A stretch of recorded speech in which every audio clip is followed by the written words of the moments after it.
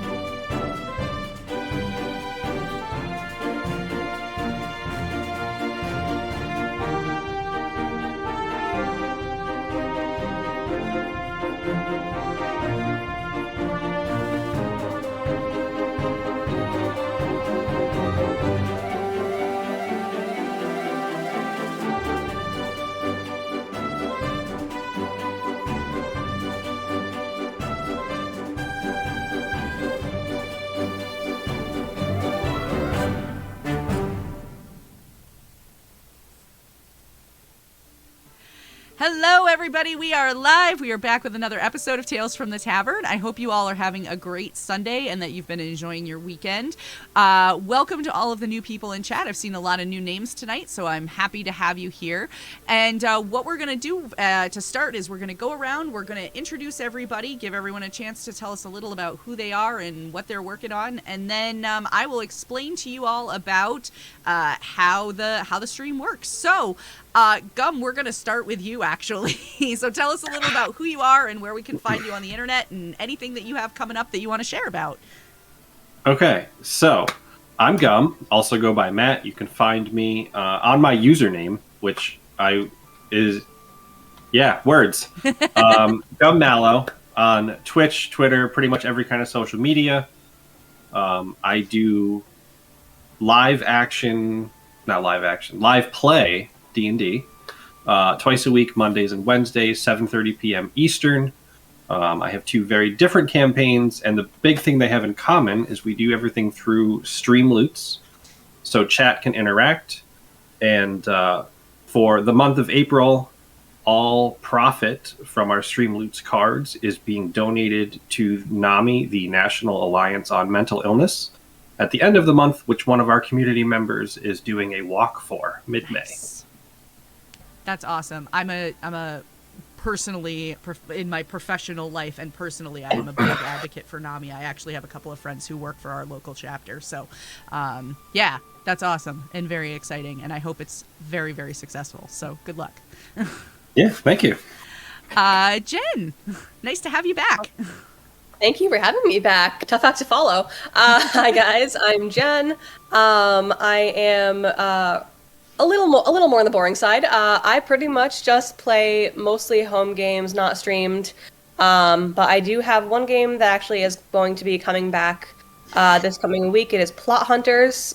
We play bi-weekly. We have an amazing story going on. My character just died. Whoops.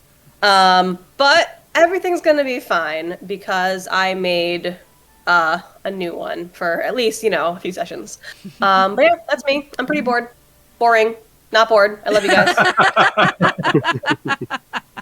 I would hope you're not bored. We just got started. All right. Anthony, tell us a little about you. Well, I'm Anthony Dominico, better known on the internet circles as Librarian NPC. I'm a librarian by day and game dev whenever I'm not working on that. I wear many hats in the community, editor, used to do reviews. Now I'm just mostly doing game development and related shenanigans. My most recent game that I finished up, which is now in print, is Gastbashers, inspired by exactly what you think it is by. And I'm working on the expansions for Gastbashers as well as the mechanics, which will be called Trope. That's awesome. That sounds great. I know we had some fun behind the scenes chat about the title of your game, but yeah, it sounds like it would be really cool. And as you came in costume, like you said, we can probably take a guess on what it's based off of, and I am here for it. Let me tell you. Also, yeah, is that Daddy in chat just cooler? said inspired by ghoul smushers. That's the one. I've heard every mishap name, so bring them. Just throw them at me. I love could use it. the mispronunciations, please. That's great. Wraith Wreckers. Nice. Now the real question, Anthony, are you drinking Ecto Cooler? Homemade, yes. Awesome. Oh, I love it. I love it. All right. Tommy, tell us about you. Yeah, thank you so much for having me on again. My name is Tommy. I'm the creator behind Math Productions. Twitter, you can find me at Math333. Same with most other socials. You can find me at my website, mathproductions.com. And I started as a commissioned miniature painter. So now I have a line of miniatures to go with a 5e-based game world system or whatever. But I also do digital battle maps for anybody who loves digital art or plays a virtual tabletop. And my biggest passion really is just trying to reinvest the love and passion I have for gaming and that the gaming community has given to me back with individual creators that I know share that same vision and passion. Joel, who's going to talk in a second, I've been fortunate enough that he's trusted me to work with him before in the past. I would love to work with him again in the future. I hope everybody's seen. If you haven't, go to Math Productions right now because you can get the premium cookie tin from our amazing host, Gamer Mom Luna herself. And it's just $1, and you can get a code to get a free battle map from me. That's a $4 value. That comes with commercial use rights as well. So if you play a stream game and you need a battle map, you can get one for $4, and you can use it all you want. Have at it, right? Yeah. Or just hit me up for a commission, and I'll make you a super dope one that 7 other people don't already have as well. I'm super cheap, super fast, and you won't be disappointed. So thank you again for having me on, and I look forward to the show tonight. Yeah, awesome. I am looking forward to getting to have you visit again. And Joel, welcome back to you also. Oh, man. I have a lot of things that I do. I'm mostly a player. People invite me to play with them, and I bring my A game, sometimes my B game, but never my C game. You can find me more consistently on Talking XP's Curse of Straw campaign. We have broken hearts and spines as of the last session because Curse of Strahd isn't for the weaklings. I just cracked the 20 HP with my halfling wizard though, so Wow. exciting! Nice. Congratulations. Nothing Heck yeah. like a level. I'm a level 5 wizard, by the way. I'm strong. Strong. Starting this Wednesday, I'm gonna be over on T, like the drink, TTRPG. We're gonna be doing that's the different campaign. We're gonna be doing a Percy Jackson based themed campaign. It's called I literally just tweeted about it. Something and the Damned. So it's on TTRPG on Wednesday nights. It's fine. I'm playing a son of Apollo, so that's gonna be exciting. And then I'm also on Carrion. Man, I really need to just memorize these freaking names. I swear. I'm also on Post-it notes everywhere. Right? it's clear that I need them, all right? Do what I Carrion do and line them all Conquer. up on the bottom of your computer monitor. I legitimately am going to invest in some post-its. I'm in Carrion Comfort Games on Thursdays, where I play Sal for Yaziba's Bed and Breakfast AP actual play. It's super fun. It's a little bit different to all the other stuff that I've had the opportunity to play. It's a great system. It's an Indiegogo right now. You should totally check it out. It's really cool. It's got stickers. Ooh, I'm in. Right? Like all the progress and everything is done through like sticker stuff. And it's like you get to scrapbook while playing your character, and then your character grows, and it's cool. Anyway, as of I think this week, the first episode of a podcast Dungeons and Dragons game called Travelers of the Multiverse is coming out. I play a very colorful tiefling swashbuckler rogue called Mephistopheles Machiavelli, and the DM for that campaign is 100% going to fire me because what we go dark and dreary on Mondays, but when it comes to Saturdays, it's chaos all the way. And I don't. Every week there's another he's losing his hair of how much like chaos I'm giving that man. I swear. But that's it. You can also find me on Twitter, which is where I kind of update on all the cool stuff I got going on. But yeah, that's all. Are you sure? Did we get for everything? now? Yes, for now. Give him 10 minutes. That's okay. Honestly, We've got a whole I 2 have hours to talk plans, about all this but- stuff, so it's all good. For now, that's all. Okay. So for those of you that are joining us for the very first time, let me tell you a little about how this stuff works. Basically, all of our questions come from chat. So if you have a question for anybody here on our panel, feel free to just drop that in chat. Moderators are standing by, and we'll make sure that we get your questions sent directly to me so that we can have a chance to chat about anything that you would like to ask us. Preferably TTRPG related, though. You could ask us like, "What is God?" and things like that, but we may not answer. So I'm just going to throw that out there. What's the answer to the universe? Right? 42. 42. Boom. But But we that's all not knew the right that. question, though. Yeah. And if you have been around for a while, and one of my moderators says he's sitting, there's no way he's standing for the next 2 hours. So moderators are sitting by. And if you have been around for a little while and you've got some channel points racked up, you can go ahead and use the Ask My Question Next feature. That will bump your question up to the next one in the queue. So we will ask that one right now. Oh my gosh! And the kitties are getting treats, and they're not even in here. So I'm gonna pull the treats out, and they will come running. They will come. They will. I tried to do it earlier, but it didn't let me, so I had to. That's why the door is open. That is why the door is open. Yeah. Karen 3. All right. So we got a question actually that came in from one of the moderators, and I'm going to throw this out as our opening question for everybody. And although this is definitely targeted at Anthony, with a sorry not sorry attached to Yeah. it. Sorry, not sorry. Would you play a game called Gastbashers, where the ghosts of Thanksgiving turkeys have come back for revenge? That's yes. A, I would, and B, I've already tied in holiday-themed critters inside of the core book. Fantastic. There's one that actually came in because of Kickstarter backer. One of the higher tiers was to create your own monster.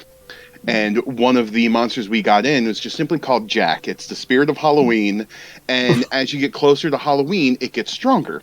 But the further away from Halloween, it gets weaker. Oh. And then, of course, there was commentary of, wait, is it just Halloween or others? And it's like, didn't you hear about the story about the mall Santa who beat up on the abusive dad, or insert other things like Easter bunnies sightings around Easter, and the Uncle Sam and the giant stilts that could overthrow a building. Like, just stuff like that is stuff you can come up with that. So, a ghost of Thanksgiving turkeys and Thanksgiving meals, 100%, yeah.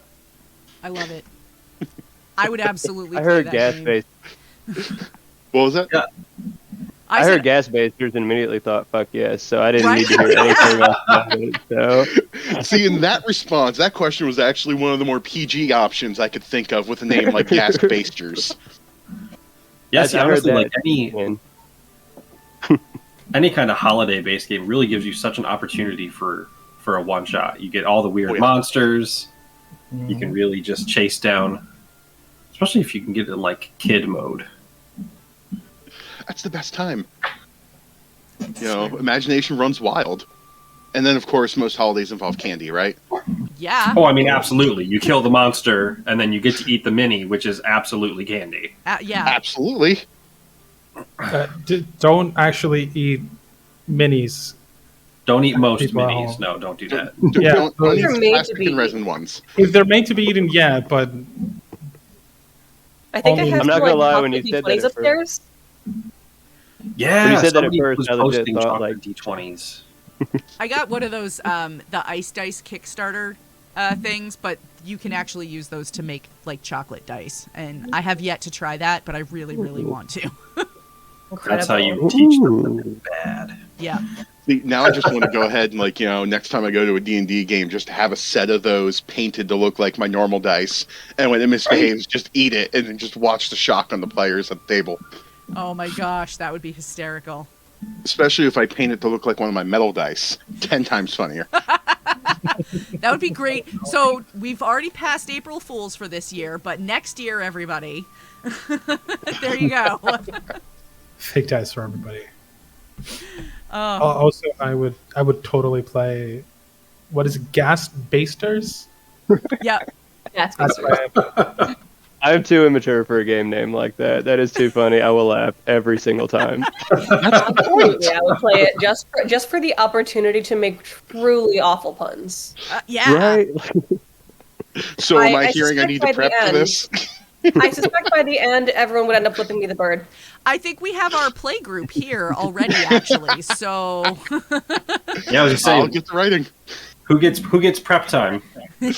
Most of GMing is just make it up. Well, True. well, let me at least finish one of these next books first so I can actually, be in the right headspace. That's fair. That's fair. We don't want Like, to give me taint 10 the minutes. real game. yeah. Exactly.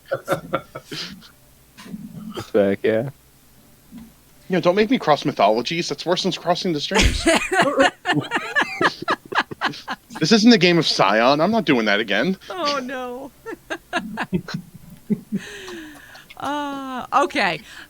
So actual real questions have started to come in, and so the next one that we have comes from Zeal Zaddy, and Scott would like to know, what is the best or most unique way you've experienced a lore dump, either as a DM or a player?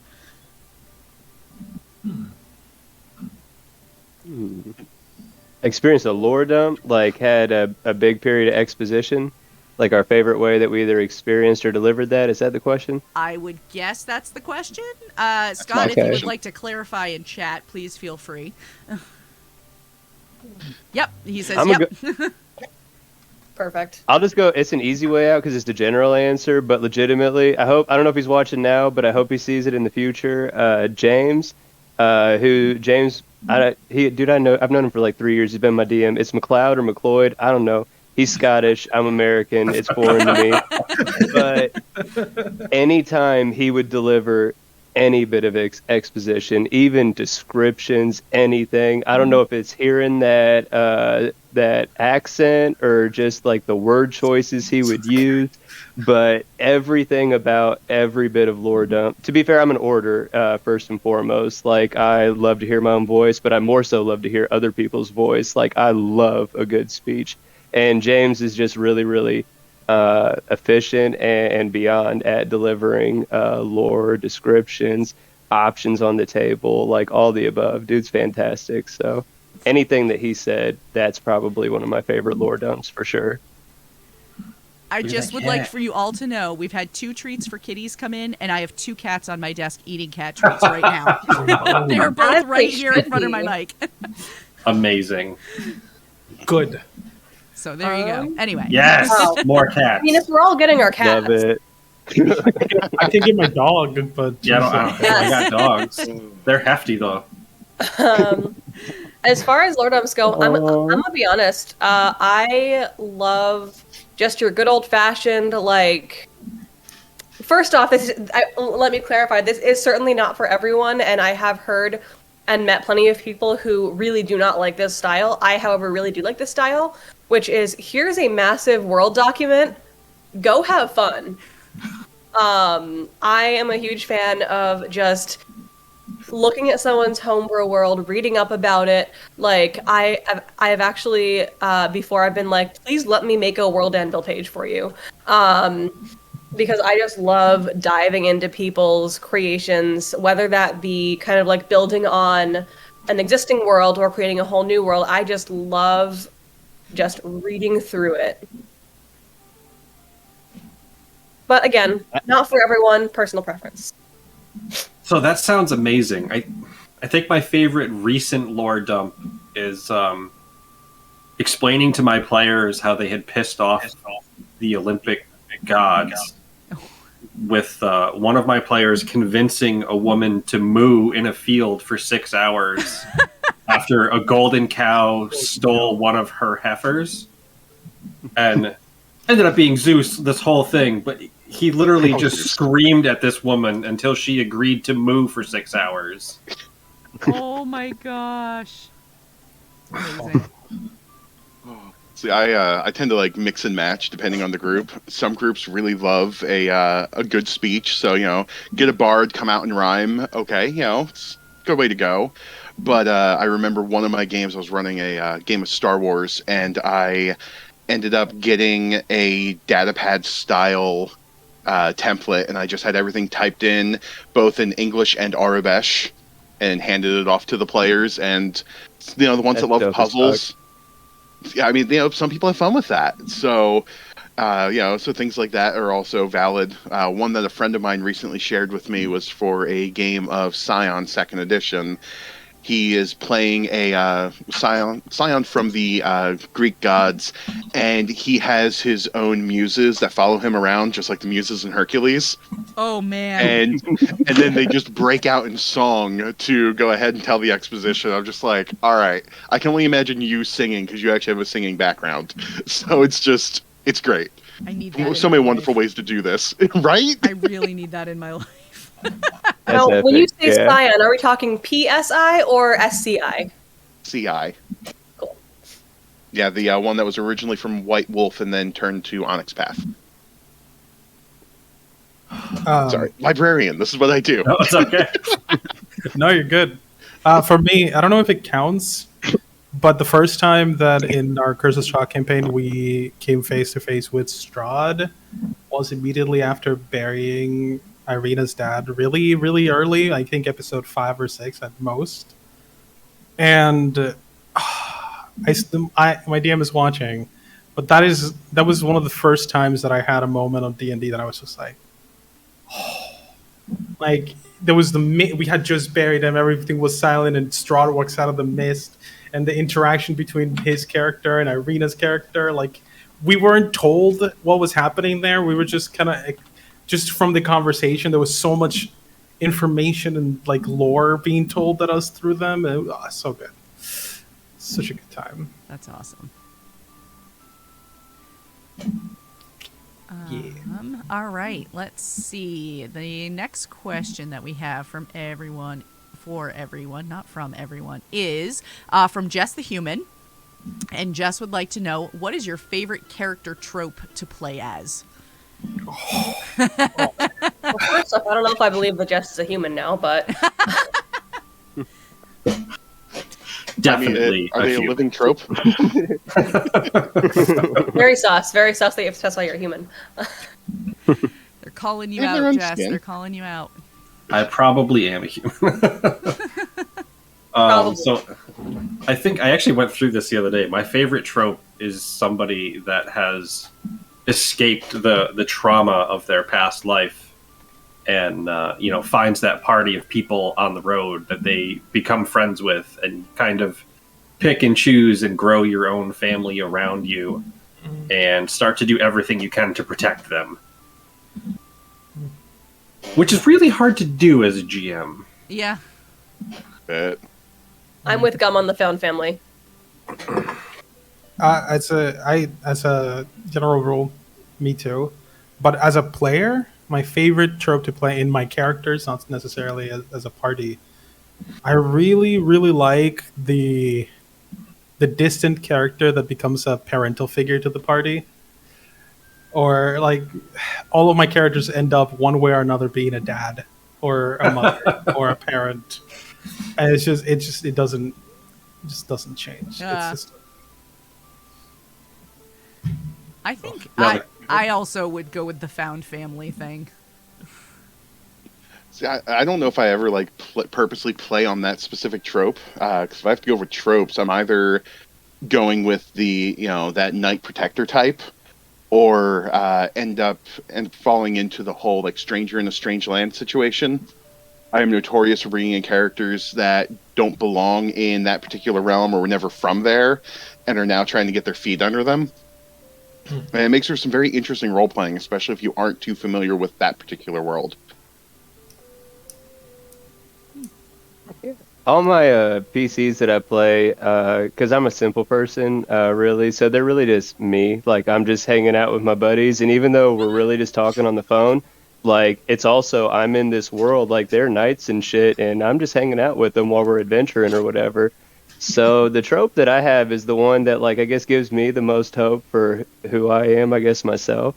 I always play, like, a really homely, earthy, dirty hippie that doesn't really look like he would really do much to help the party, but he's a unifier.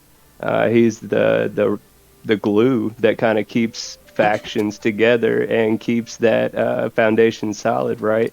And hopefully at the end we'll have some big miraculous heroic moment where the badass magical powers I've been keeping to myself the whole time get to go on full display. So I don't know if that's like a popular trope or even a common one, but that's pretty much all my players that I play. That's kind of how it goes. That's dope. I mean, I always thought that the magic was the friends we made along the way. No, that's the treasure.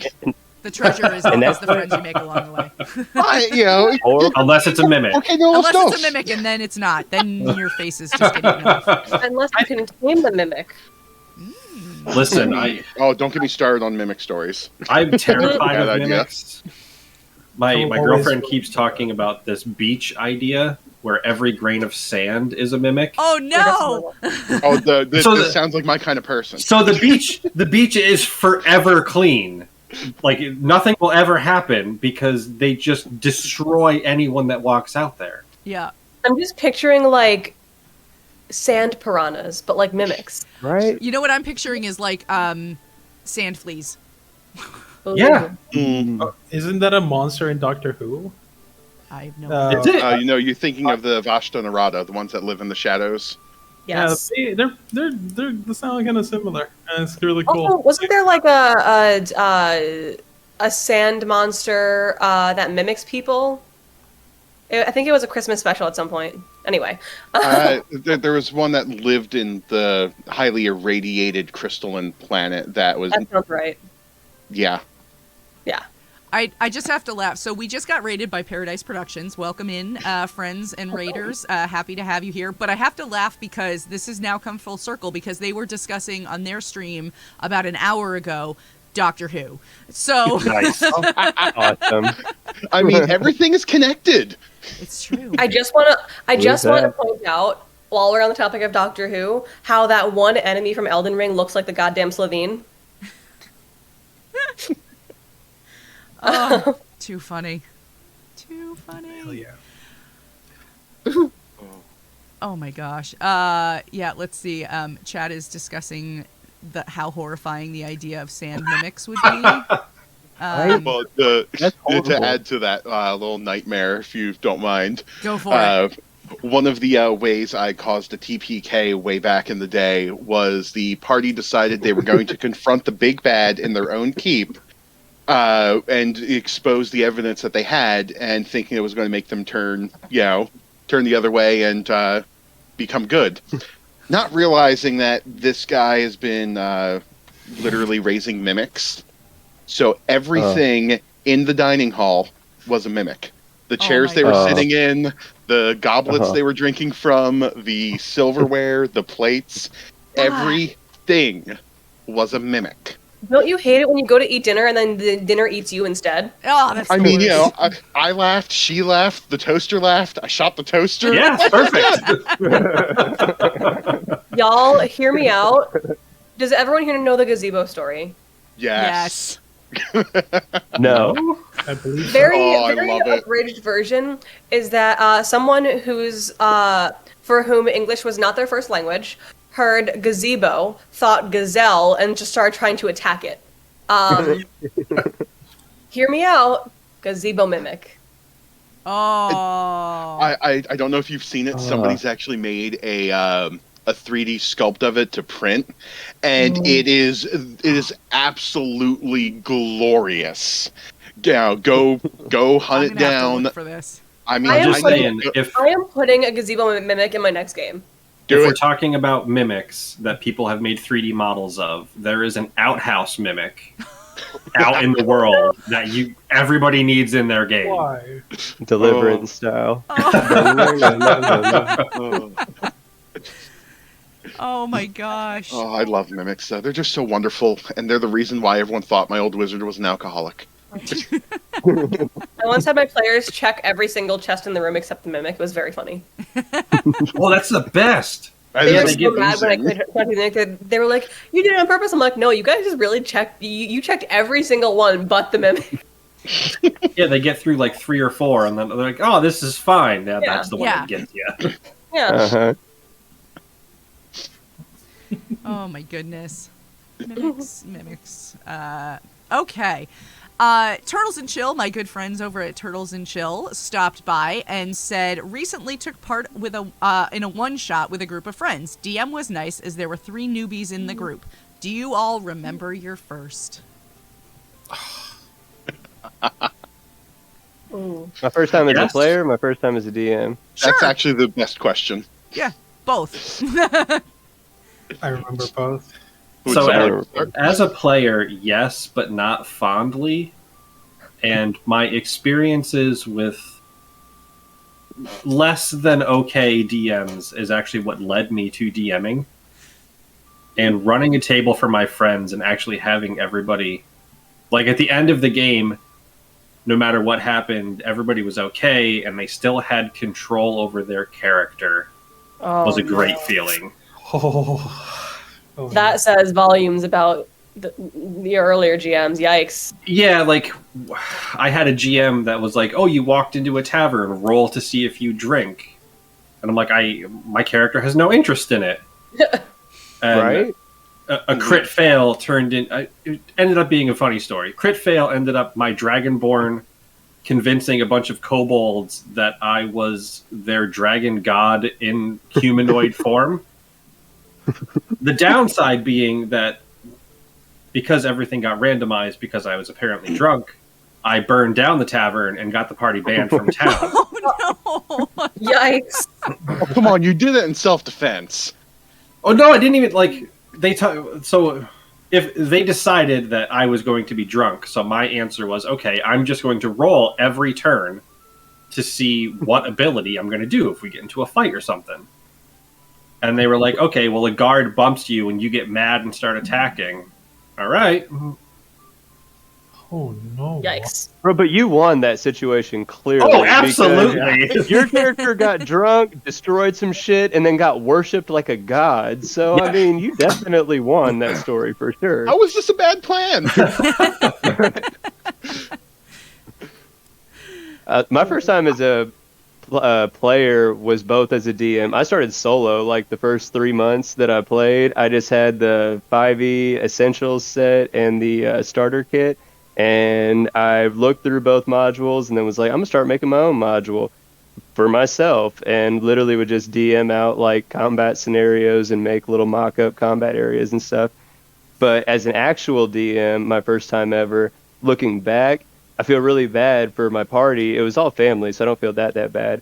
But I was definitely more on the railroad. This is what the book says, so this is what we got to do. And I don't really know what I'm doing. And you guys are coming up with these cool ideas, but it's not in the book, so let's keep it to the book. You know what I'm saying? And that's a disservice to the players for sure. Like, to be fair, I had no idea what the fuck I was doing, but it was not a good experience for the players for sure.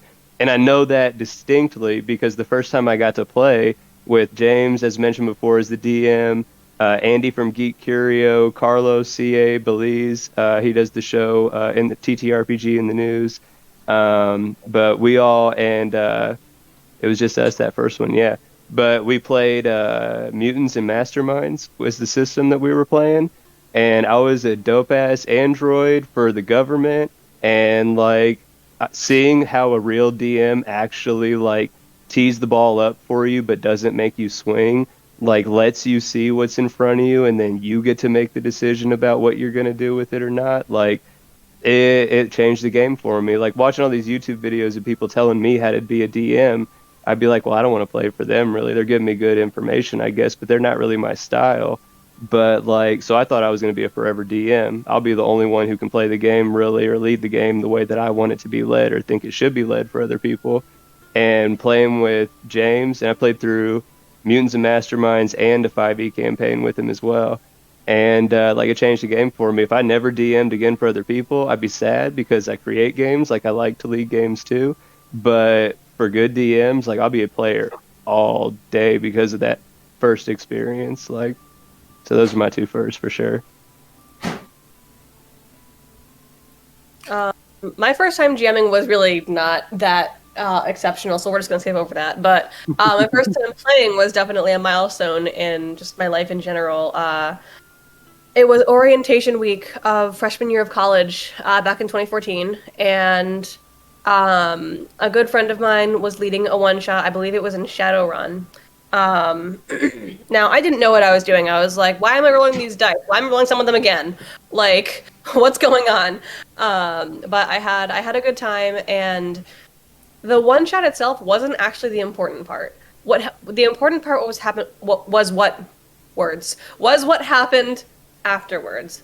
So we're in the library until, I want to say, like 3 a.m, because it's orientation week. What else are we going to be doing?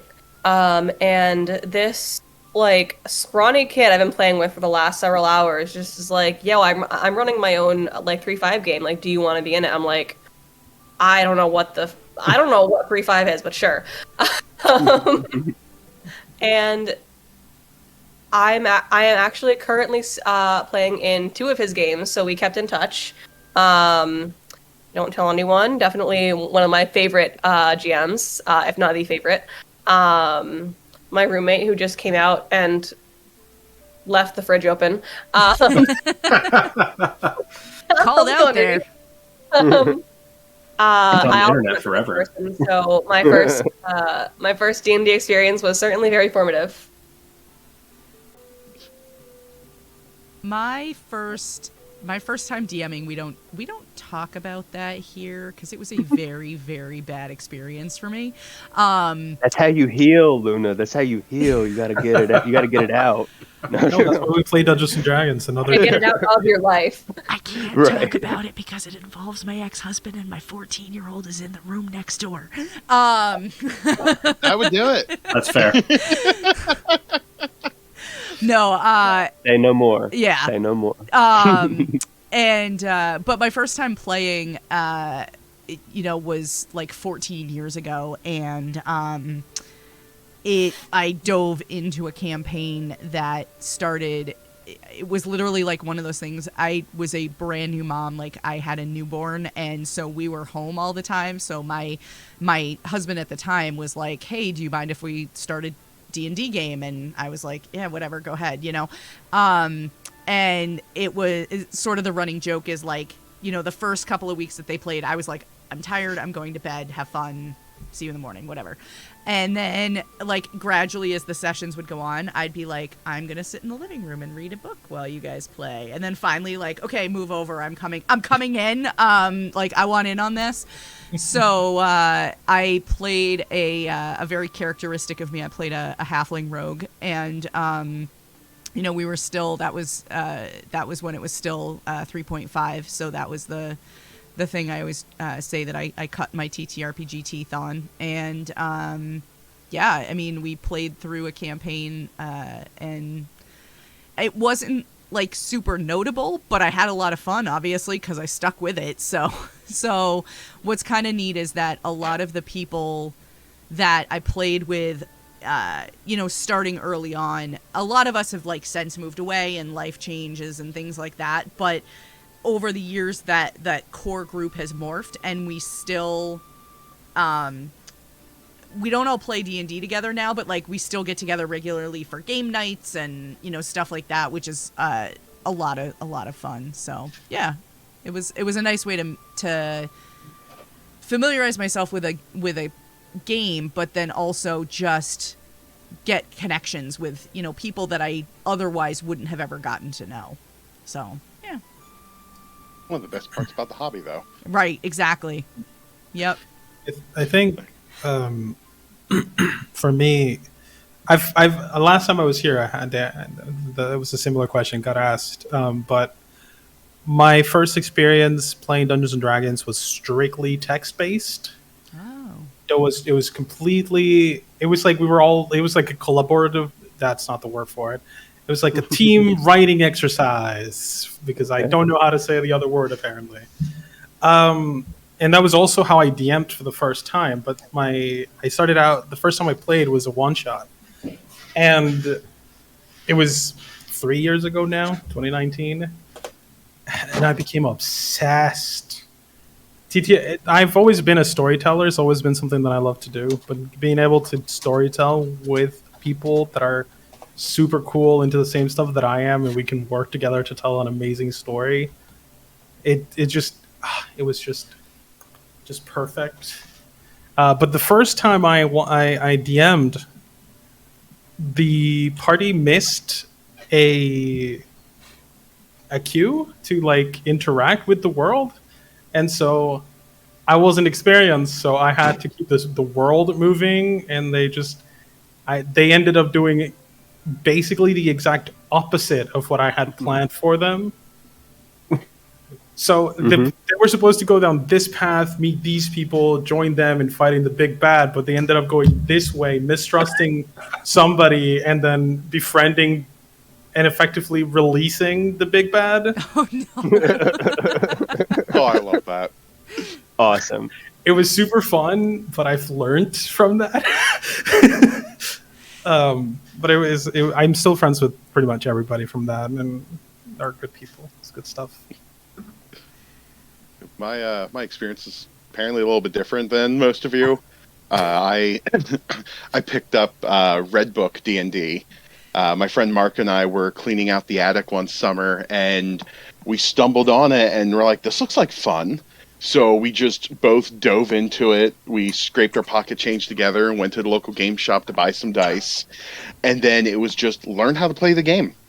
And that was, a very interesting summer of trying to figure out how to play the game. And then the idea, just as Joel said, the idea of telling a story. Just like Joel, I've always been a storyteller.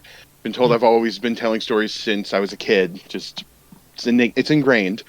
And the idea of being able to share it and then turn it into something fun and entertaining for everybody involved and interactive was just appealing. So I went from Red Book into AD&D and then just start branching out into every game I can get my hands on. But I remember my first time truly playing was back in the Yahoo chat room days. And we were playing D&D in Yahoo chat. So we had to trust people were rolling what they were rolling because, webcams weren't exactly the most common thing at the time.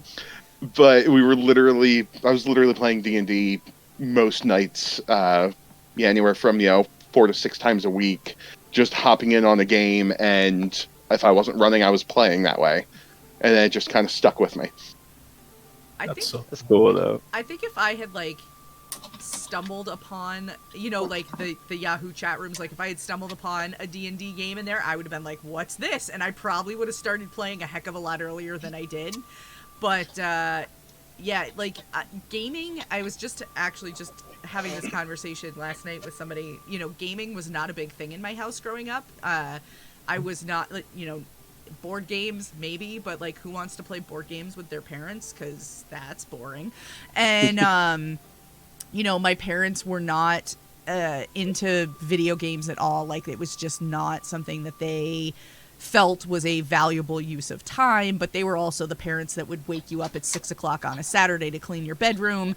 So they just never, they never felt that was a worthwhile pastime. And so I just was super late getting into video games and tabletop gaming and all of that stuff. I think I probably would have been one of the early adopters if I had, ever had the occasion to get into it. So, yeah. I actually knew about Dungeons and Dragons for years before I got to play it. One of the first things that my ex gifted me was a 4th edition monster manual that I still own. It's in that closet right there. And I would spend, when she gifted it to me, I would spend hours just looking through, trying to figure out what everything meant, because the monster manual has literally no indication of what's supposed to be what. But it was so cool, and I spent years trying to figure out how to play it. And now I look back and I read the monster manual, I'm like, oh, I understand. But You mispronounced the waifu catalog. All right, You know what? wait. you're right. Can you explain CR to me, please? It never makes sense. I have to go. Just pick a number in the ballpark and you'll probably be fine. I just look at it more like a suggestion than an actual rules. Like, if you want to be boring, just use this number. It's more like guidelines. Yeah, Perfect. exactly. Exactly. My background on it's more similar to Luna's, but still a little different. Like, I grew up like as an athlete, so I was on the sticks, like video games, real young, like Madden and 2K and Halo, Call of Duty, like Battlefield, all them or whatever. I was on the sticks, but if you tell me like, hey bro, you want to play some D&D? Like, nerd, get out of here! Like, I was varsity on a multiple time 5A state championship football program. Like, I ain't about to roll no dice, nerd, get out of here! And I was so fucking wrong. And so when people see me all over the internet nowadays going crazy, saying I want to be involved, involve me, look at this shit I'm doing, you should add this shit to your game. You want to know why? That's why. Because all growing up, I didn't have one single person that said, dude, quit being a fucking tool. Like, just sit down and let me show you this game real quick. I didn't have one person that did that, so I just went with what I knew. Like, nerd? No, I'm not playing that. And the first time that I actually opened up that D&D box in December of 2020, my aunt, I had just wrote, like, it was a collection of, like, 33 works, over 100,000 words, like, I'm a writer for sure. I'm Native American. I'm a storyteller. Like, it's in my heritage. But so, like, my Aunt Christy saw this writing that I was putting up, and she said, hey, I think you might enjoy being a DM because, you know, it's about creating worlds just like you did with your writing and stuff. And if it wasn't for that, I wouldn't be, you know, Ed, talking to you guys right now. That's literally the inception point that changed the directory of my life when I opened up that D&D box and I immediately fell in love. Like, this is nothing what I thought it was. This is not at all the stereotypes I was preached to my whole life. Like, we won't get into religion, but I grew up with a very religious family, Southern style, you know what I'm saying? Mm-hmm. So no way were they about to encourage no Dungeons and Dragons being played or even talked about, really. So that's why I'm about what I'm about now, because I had no experience, no exposure, was told it was terrible, basically. And it's not. It's the exact opposite. It's fucking amazing. Like, I love everything about it, and that's why I try to do as much as I do. Amen. Right? Like, Hell yeah. I'm out here getting multiple concussions and shit. Now I stutter when I talk. Like, I could have been rolling dice, having fun back in the day and not have probably CTE or something like that right now. Like, You could do all of that and more without the physical danger. right. Although I'm not gonna lie though, hitting somebody though, I mean, sometimes y'all know we all got basic human rage issues. So sometimes when you're on that field though, and you get to work it out physically, it's a beautiful thing for sure. Okay, but have you ever been a barbarian who hits like critical though? Like, No, I'm like, okay, yeah, that's fair. But hear me When I out. found out Rogue about who gets a rage- critical on a sneak attack hit. Yeah. Now you're talking The coolest my one for language. me, has anybody played a monk? Yes. I like never see anybody talk about monks, so I was like, I'm gonna make me a cool ass catfolk monk and just play my solo game style with a catfolk monk. Fucking dope. I love the key points or whatever. Like, I love everything about it. And you wanna know how I do feel badass physically as a character? As a catfolk monk. That was The an monks awesome are fun cool. character. The monks are very cool. They're just like, hi. I ignore like half of the damage you throw at me. And also, Right? don't talk to me. You're dead now. I'm about to use like 4 extra moves because of these key points. So you thought I was about to slap you once. You're about to catch hands for the round. Like, I love it. So now I have to ask though, when you place that many attacks, do you roll over on your back and tell them to pet your belly? Sometimes I do more of the arch a little bit, where they, stick the hole straight up in the air 90 degrees. That's more how I show it to the enemies. I'm assuming That's that Braveheart style. when you try to intimidate someone at a bar, do you knock their drink off the table? Just slowly push it Eye off together. contact that entire time. All Just while like, making eye contact with them. yep. In my last game that we played, the 5e campaign, that's what, if you guys know C.A. Berlitz or whatever, but that's what he played, was basically a catfolk character, and I loved all the different just puns, how he would talk about his fur. Like, he was a big, badass, barbarian catfolk, basically, but I love those characters. Oh god, a So does barbarian, that mean- a catfolk barbarian. I'm just picturing just like someone throwing water on him. I was actually thinking We were in if you want to make him go into a Spray rage, bottle. just throw Instant catnip on the rage. target. Well, no, so we were using, James has he had a Kickstarter for it. It's called To Kill a Storm, I think, or something like that. But it replaces race for 5e, and it gives you basically like 3 different categories that you get to choose various options from and then rank them. And then based on how you rank them, you get different pros and cons or whatever. So it was a catfolk, but it wasn't a catfolk because it was this Right. homebrew It's like a heritage system. Exactly, yeah. But one of his perks that he chose was basically that thick-ass cat fur was like thick-ass insulation for him. So even though we were in like a tundra area and he was getting in ice water and stuff, like he didn't take any cold damage or he had resistance to cold or whatever. So it was a fun game, but I love cats, and I'm a cat guy over a dog guy. I got 2 cats and a dog currently, but I love wanna cats. see all of Anything them. cat. Oh, they're all in the garage. So I got a blue healer who's hype, and he will not come out here because he will destroy everything around me right now. But my chonky girl Rita Marie Saggy Britches, I love her so much. She's like 11 and she's 16 pounds, and that's my little girl. When you were talking pre-show, bro, about how your cat jumps in the fridge, that's Rita. Every time I open the door, she's in the fridge. And then last October, actually, it was on right before Halloween. There was a random stray cat outside that was just under a year old, had a missing fang tooth, a broken other fang tooth, and like an inch gash down in her abdomen. Like, she clearly got in a fight with something. So we took her in the garage, got her all stitched up, and she lives inside now too. Alice is my little baby girl. Oh my god. I remember when you were trying to coax it in, and you were like, Right? "The wife is saying no, but it's a cat. It's here." It was my shot Oh, buddy fine. at first. I kept it out here in the garage, and from the first night, she used the litter box the very first time that I put it out there. Like, she knew how to use it right away, and she just had, like, oh my god, broke my heart, or melted my heart. Like, I'm a sucker for any cute living, even if they're so ugly, they're cute. Like, I love them. Like, so I'm All a right, sucker so I'm for. going to add you to my list of people that I send cat memes to on a regular basis, okay? What do Oh, I I'm good with mean? that. Yeah. Hold Yeah, on, I'm wait good a with that. minute. Okay, so I like this cats group too. now is Oh my gosh. It's kind of a running joke. One of my moderators and I literally, like, we communicate via cat memes. Like, we send each other cat memes and cat videos all day, and that's it. I mean, that's what the internet's Actually for, isn't it? There's no better way to communicate with someone. It's true. Oh, Dreamy Race, this is their mailing list.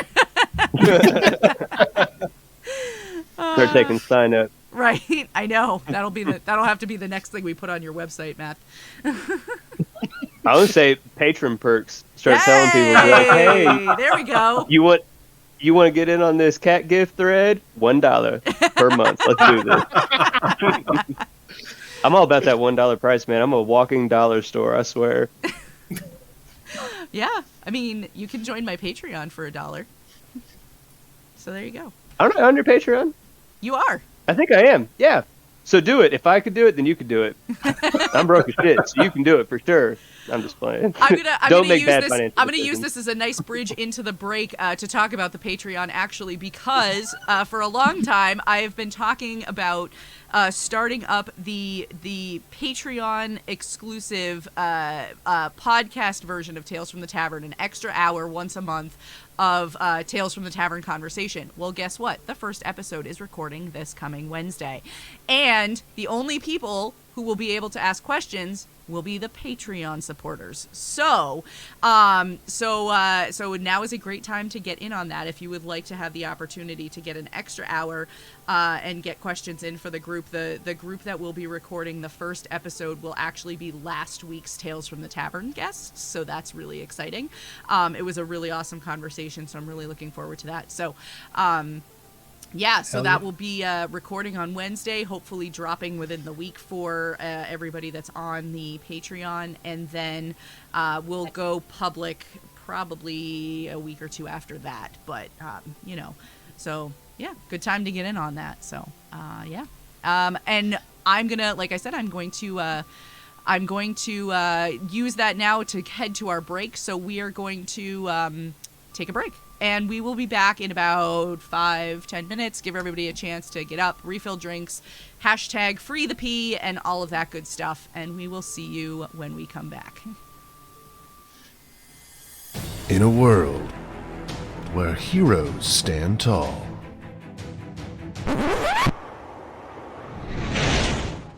What the heck is that supposed to mean? Oh. Sorry. Play as adorable hamsters in Disaster Hamsters 2, an epic TTRPG book designed for 5th edition. It's more fun than you can stuff your cheeks with. The book has 3 parts. Ta-da! Everything you'll need to play as a hamster in 5th edition. Ta-da! A whole sanctuary full of adorable sentient animals for your hamsters to explore.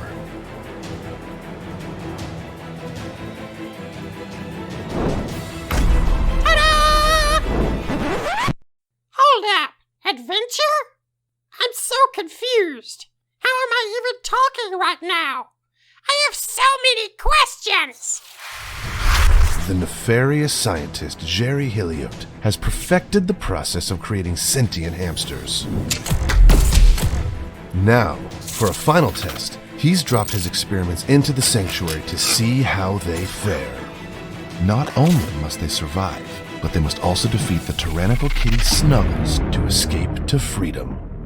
This is awesome! We need your support for Disaster Hamsters 2 to happen. We'd love to have you on the team.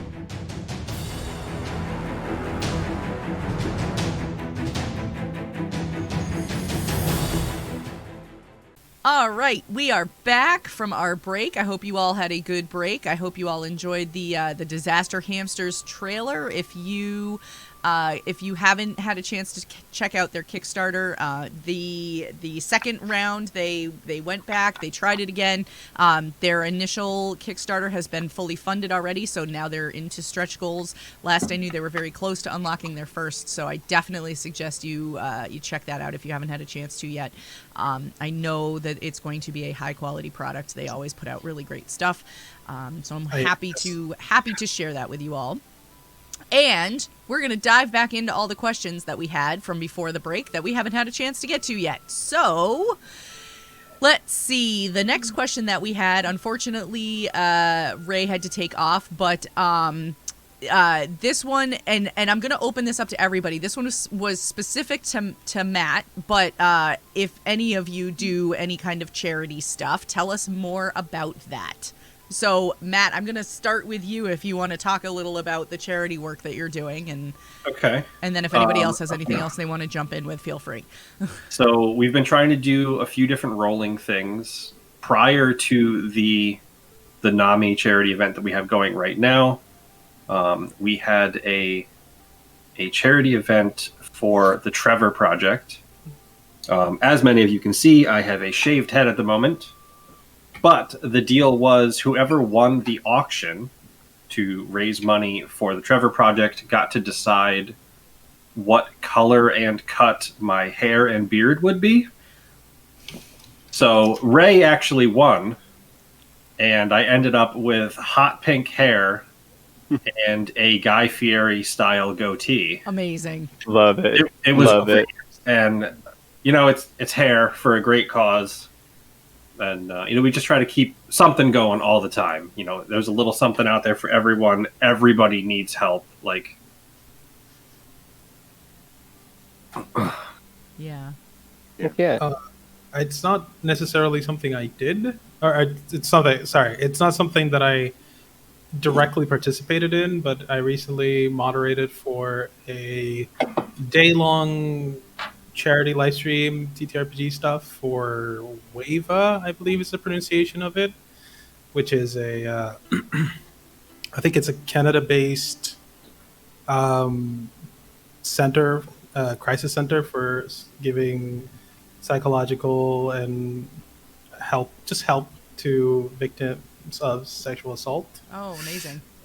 I actually got one of these, Yeah. which is super cool. But that's the newest thing I've done. I mostly just moderate for people on Twitch, just to keep the people who try to take advantage of those in need away. Yeah. The most recent charity thing I've done is started off. It's becoming a yearly tradition now. When we get close to the holiday season, I take all of my games on Twitch, knock them on sale, and donate a minimum of 50%, if not more, to Fuck Cancer. Oh, nice. Because That's great. quite simply, fuck cancer. Yeah. It's this year. This year was pretty hard. Sadly, I didn't get as much traction with the sale this year as I did the previous year. I was hoping that with 4 games on the docket, I'd be able to bring in more than what I did with just 1 game, but sadly, that wasn't the case. But this year was an odd time because I had a family member finish chemo, and then less than a week later, a former coworker and kind of a mentor of mine passed away from cancer. Oh. So I'm just like, yeah, you know what? Fuck cancer. Yeah. And that just drove me to keep, posting it more and nudging it around. And again, didn't really get as much as I wanted to throw in. I threw everything I got in from sales in there, just because wanted to donate more than $5. So Yeah. Yeah. that's where I am right now. I'm hoping that I can pull off something better this year. Definitely. Good stuff. Yeah. I guess my 2 direct ways. Passively, if anybody goes to Math Productions at any time and uses the coupon code HOPE20, Hope for TTRPGs, I'm sure a lot of you people know her from Twitter and Instagram or even Facebook, I think. Hope is awesome. I really love everything that they're about with Hope for TTRPGs. So if you use HOPE20, basically you get 20% off, but also every bit of profit for me, if you will, on those sales goes to a charity of Hope's choosing. Or if you want to reach out to me directly with a specific charity in mind, then I would donate that profit in your name to that charity as well. So that's HOPE20. To plug the premium cookie tin, if you buy the premium cookie tin and use the code HOPE20, you'll get it for 80 cents. And then I'll email you another code to get one of my $3.99 maps for free that you can use commercially. So, and then that 80 cents or whatever that you just paid for the premium cookie tin, that's taken care of while also helping from me taking care of some charity work or whatever. And then in the future, this Wednesday, I'm meeting with the local head of the Boys and Girls Club, and we're going to finalize talking about starting a miniature painting class at the elementary and middle school, as well as a TTRPG class for the middle school specifically. And I made a joke tweet already, but so serious, I'm definitely going to be crowdfunding the shit out of the best stuff that I can give these kids, period. So taking straight up donations of minis, brushes, paints that we can bring to the Boys and Girls Club here locally for these kids. And if you wanted to help contribute financially, then I'll set up some channels at a later time where you can help these kids out through that way as well. Yeah. Those are the 2 things. If you've got a wish list or anything like that, I'm sure if you put that out on Twitter, people will go nuts. So. Oh yeah. I've had this is why I love the TTRPG community so much. I had a handful of people from that joke tweet that literally within an hour was like, "Bro, don't even worry, I'm already putting a package together of minis, Aw. bro." I mean, the same people that propped me up and more, like that's how I got started doing everything I'm doing now. I didn't have any of this stuff, and then people came out and said, "Hey, I like that passion that you're bringing to the table, and let me see how much further you can take it." And that's what I'm trying to do for other people now. Like that's what I love about this community so much is it's people feeding other people, literally, spiritually, metaphysically, like, and it's a full circle that's actually healthy and works. Like if you do it right and you actually try to help the people that are with you, like all of us on screen, not trying to outdo but work with, like think about how much change that could actually happen like in our little corner of the world. Yeah. And then the world's going to take notice to that, right? And then think about how much that might spread elsewhere. You've already had an offer in chat too for help to get some things to paint. So there you go. For these kids, I want them to keep these minis. And Yeah. I'm from the east side of Indianapolis. I don't know if you guys know anything stereotypically about the east side of Indianapolis. It's got a stupid high murder rate. It's got tons of drugs. Like where I'm from, you play sports and you have decent enough grades to go to college, or you start selling dope and you probably end up dead or in jail. So like maybe this kid playing with this mini might realize at an earlier age, hey, look, there's some cooler shit I might be able to do with my time. And that's what I'm trying to bring to where I'm at right now. It's where I'm from. Like I've been born and raised here my whole life, and I want to give that back to the TTRPG community and my physical community. It's all encompassing. Yeah, I love that so much. I personally, at the end of March, for National Women's History Month, played in a charity one-shot to raise money for the National Women's Law Center, which was a great time with a fantastic crew. And coming up in June, people have started to hear me talk about it here on the show, but coming up in June, the season 4 premiere of Tales from the Tavern will be a fundraiser for World Central Kitchen, which, if you're not familiar with them, the biggest thing that they're working on right now is feeding displaced Ukrainians who, are crossing the borders and trying to find places to go. But that's not the only thing they do. Like they will go to places that have been hit with natural disasters and make sure that people have stuff to eat and that sort of thing. So they're really doing all kinds of incredible work all around the globe, just making sure that people have the basic need of food met. So we are going to be doing that in June, and then in July will be the second annual Extra Life Charity Stream Weekend Extravaganza, which I do in partnership with the crew from Discount Dungeons. And we collect a whole bunch of people from the TTRPG community, and we plan 24 hours of TTRPG content from Friday to Sunday. So starting on Friday night, there'll be a one shot on Friday. There'll be several running on Saturday, a couple on Sunday, and then we round it out with an episode of Tales from the Tavern. And last year we raised just over $1,000, so I'm hoping to beat that this year. Awesome. Yeah, and all that goes straight to Extra Life, and we actually just have it set so it doesn't go to any one hospital in particular. It goes to the area of most need. So that way nobody has to feel like, oh, well, if I send this to them, it's going to, Luna's local hospital or somebody else's local hospital. We said it, we wanted to make sure that it went to the area that had the most need. So it pretty much goes into their general funds for distribution wherever it's needed. So, yeah, That's so awesome. Those are my big fundraisers coming up. And I'm super excited about those. Yeah, so... But I think, Tommy, I think you hit the nail on the head with the fact that this is a community that loves to do stuff like that. The Paradise production crew, they were just talking about, they're starting to gear up for their Jasper's Game Day fundraiser. And, I feel like every time I turn around, Nick over at Scry Society once a month is doing a one-shot raising money for various organizations everywhere. I know he's done stuff for...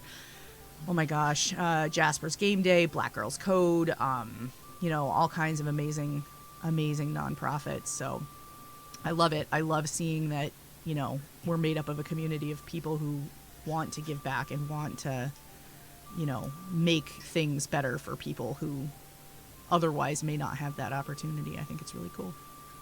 Mm-hmm. I love it. Me too.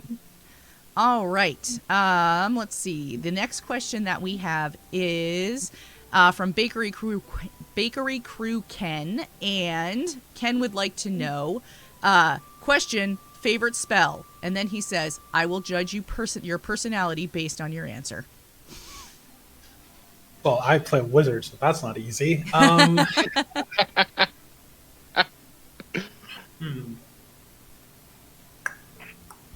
I think one of my favorite spells, and it might just be because I am I have a pet family. I love Find Familiar. Mm-hmm. Mechanically speaking, I use an owl familiar who gets advantage on perception checks that are relying on sight or sound. Plus, they don't get attacks of opportunity when moving through enemy spaces. Owls do, or owls don't. And you can use them to use Dragon's Breath, which is a touch spell. It's fun. Anyway, but also because it's fun to have animal companions that don't just die on you when you're running around fighting a ancient evil vampire. So I actually have two. One is blessed because I like, just donating D4s. The other one is spiritual weapon, not because partly because it's a bonus action, but the more important part is I can make it look like whatever I want, so I just have fun playing with the shapes. I'm going to say my current favorite spell. This is strictly because I just built a character that I'm very excited to force my party to fight. But it's Green Flame Blade. Because of some really silly combos. I put together a wizard, fighter, rogue, all in one. Horrific. Yes, I'm so excited, and I can't wait to roll a bunch of nat ones and have them absolutely murder this. No big bad end guy ever survives the first round of contact with the party. So my level 4 players last week killed Zagreus in one round because they got a few nat 20s and I crit failed his strength check to be pushed off the top of a building. Oof. And then they all just swarmed his prone body. Could be worse. Could be better, but definitely could be worse. See, I'm at a toss-up between two. Like, one that survived just about every edition is, of course, our wonderful friend, Prestidigitation. Because one, it's just fun to say. Two, has, 1,001 uses. But one of my favorites is a throwback to my old AD&D wizard. It was the Sphere of Ultimate Destruction. And it was basically a 9th level spell that allowed you to temporarily create basically a sphere of annihilation. It was just absolutely brutal. Those components were a royal pain in the ass. Simply put, a lot of XP went into that, and absolutely worth it. But yeah, it was in one of the, I think it was actually in the Spells and, what was it? Spells and something from AD&D 2nd edition. That's awesome. I'm looking that up right now. That's amazing. Yeah, it was, because if I remember correctly, because it's been a while since I've even had a chance to look at that character sheet, and it's, where it ended up.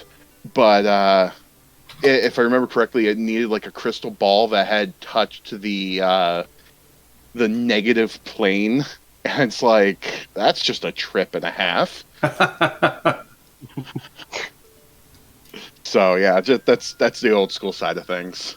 I haven't gotten any of the new editions past like level 4, so I most of my experience is going to be old. Sorry, not sorry. Go, I guess. So, like, to answer my favorite spell, like, I'm a tactician and a strategist. I don't care about really one spell individually. It matters to me how I can use it in that moment situationally and what's going to give me the best outcome or whatever. But that said, I predominantly play druids, if you couldn't have guessed. And so Wild Shape is probably my hands down most used spell. Any situation for the most part, friendly, aggressive, defensive, it doesn't matter. Like, Wild Shape is probably going to be one of my go-tos. But me and Librarian are also, though, really similar because Prestidigitation, if I had to pick a personal favorite, again, being a tactician, I really love the subtle versatility of it. And I'm not even talking in combat, just like the out-of-combat role-playing stuff you can do with it. Like, very versatile spell. So I agree with that one, too, though. I love that one.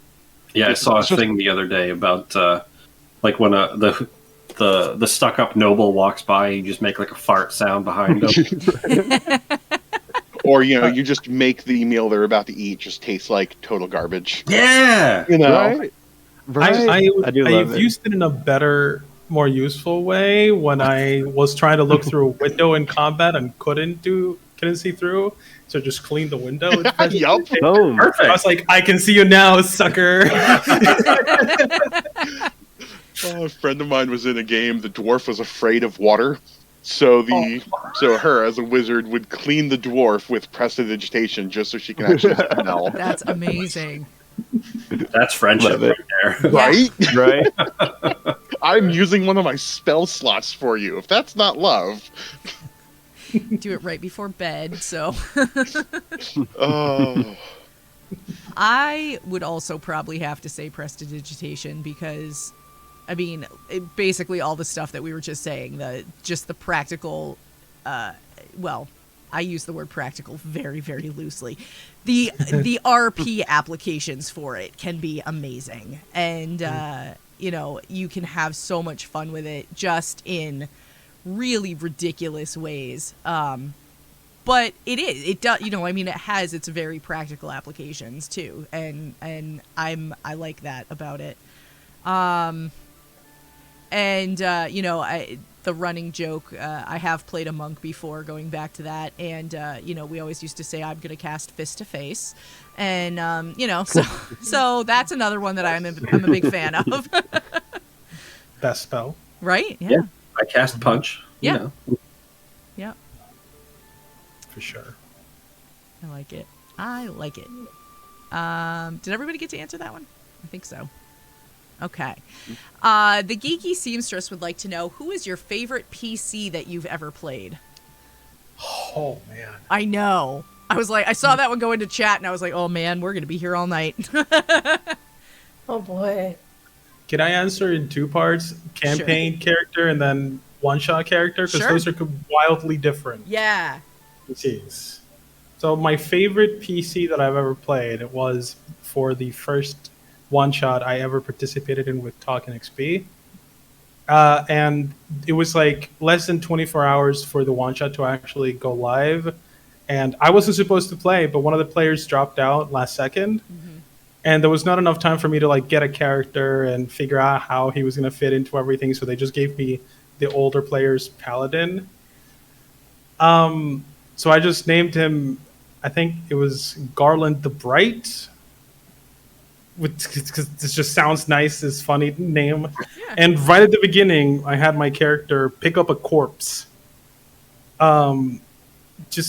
I don't know, I didn't have anything prepped for this character, so I just okay, I'll carry a corpse.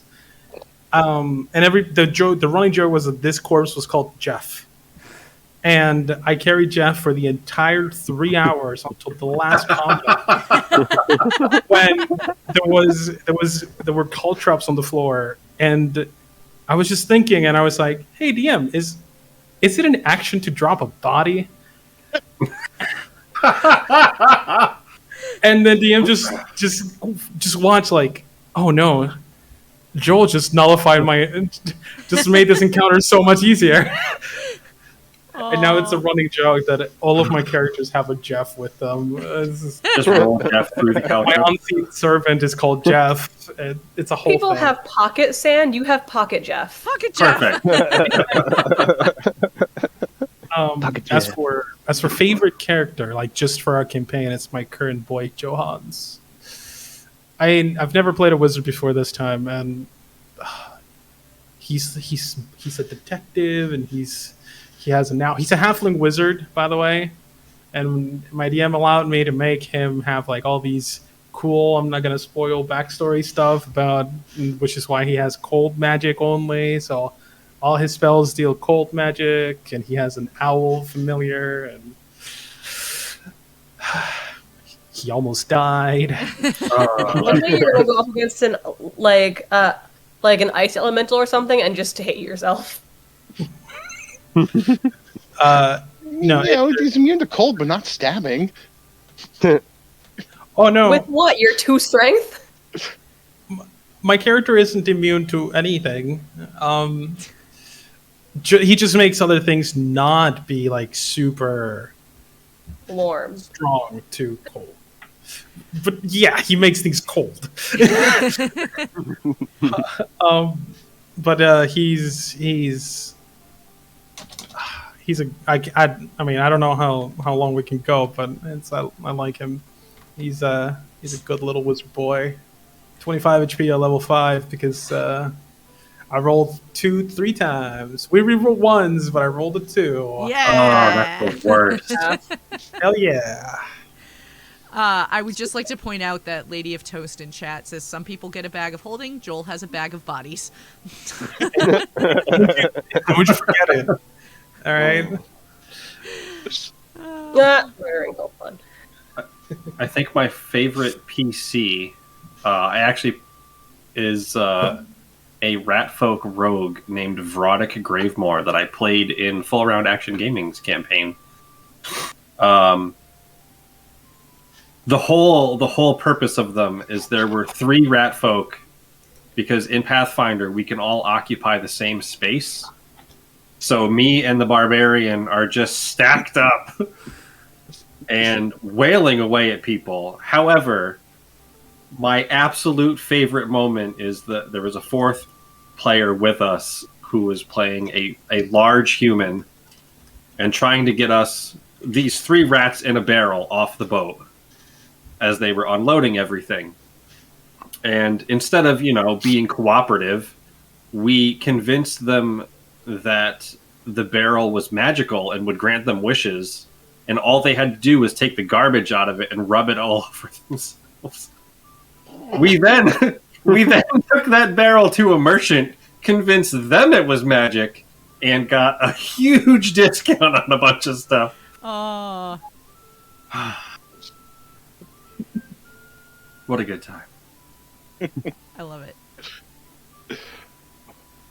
I had so I'm gonna answer for a one shot and for a campaign. My campaign, I won't go into detail because I know people who are regulars here have heard me talk about her a lot in the past. But my halfling rogue Edabrix, who was in a Pathfinder First Edition campaign, and she was just she was a little spitfire, and she was fantastic. She was fan-freaking-tastic. She was a halfling rogue ranger fighter. She multi-classed several times, and yeah, just used that to her advantage. So it was a good time. And then for one-shots, I have 2. One is I played a character for a one-shot who, she was a bard, but she didn't realize she was a bard. She thought she was a wizard because all of her spells crossed the wizard-bard spell books. And so she was convinced that she was a wizard because she knew all these wizard spells, not realizing that, she also carried a collection of, lucky things, like a rabbit's foot or a lucky penny or various things like that. And so to turn the tide of battle, she would give people in the party, oh my gosh, you have to take this lucky penny, and here's why it's so lucky. And in the course of explaining why it was so lucky, she was granting bardic inspiration. And awesome. so that was a lot of fun. That was a really fun character to play. And then my other one was for a charity one shot a couple years ago or a year or so ago. It was with a whole bunch of people, but I was essentially on a team with David and Andy Tilstra, and it was for basically a bowling TTRPG game where we were doing a fundraiser. It was the whole thing was called Bengamins, and we were pizza people, but not like pizza delivery people, like Pizza the Hut people. And so we were literally like a mafia family. And David, his character was the one that was like set to take over from, the father figure. And my character's name was Charity because it was a charity one shot. And she wore marinara lipstick, like bright red marinara lipstick. Oh my God. It was total mayhem and so much fun. So, yeah. Yes, Vertrox knows the linguinis. It was good. It was so good. So for mine, I have a very bad habit of bringing in characters that make the GM immediately say "fuck you," and I'm notorious for this. There's a reason why in certain circles I'm no longer allowed to play certain types of characters.